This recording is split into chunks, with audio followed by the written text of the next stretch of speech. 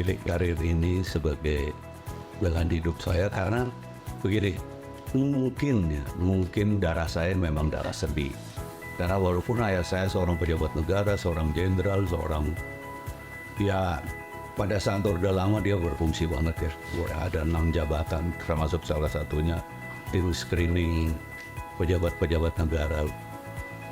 Tapi beliau juga punya kuat sekali kesenimanannya.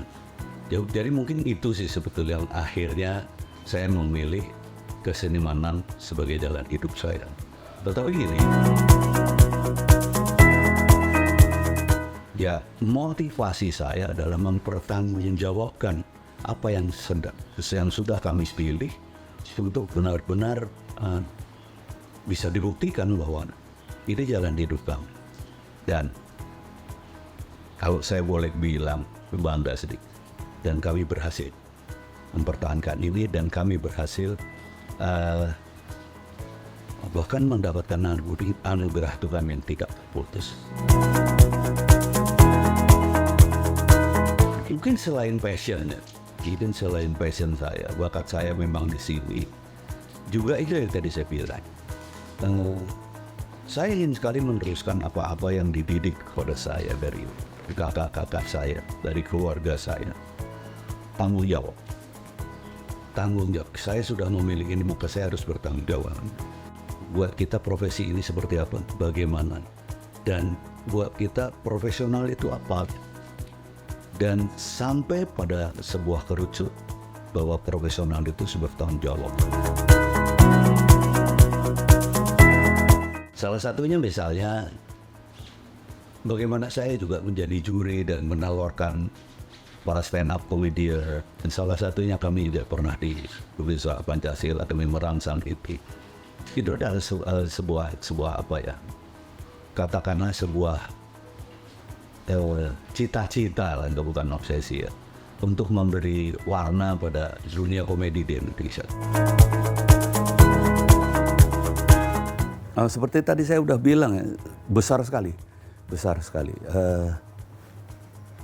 Mudah-mudahan ini dialami juga oleh semua mahasiswa, tapi terutama saya, kalau saya harus bilang, mungkin di pertama saya bilang, ini saya kok dicecer banget oleh semua dosen gitu ya. Tapi akhirnya saya sadari bahwa dosen-dosen itu juga nggak mau gitu.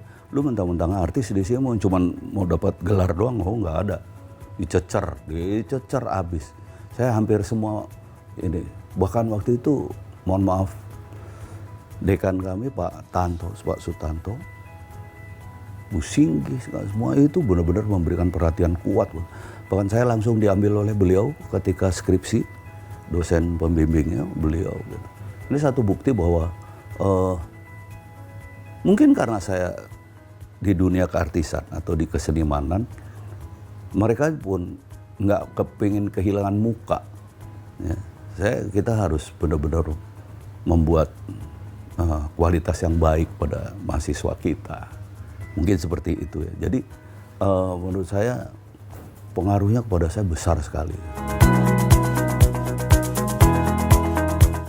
Ya, pesan saya pada anak muda dengan kemajuan zaman sekarang, betapa IT juga semakin tinggi, semakin hebat.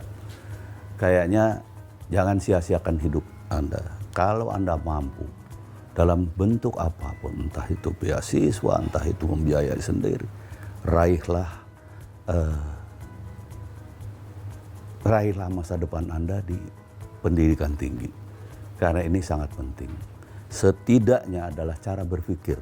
Kalau toh Anda nanti misalnya kuliah hukum tidak bisa jadi pengacara, jadi hakim, tapi minimal Anda punya cara berpikir yang baik sebagai seorang sarjana, sebagai seorang yang menyandang S1 itu.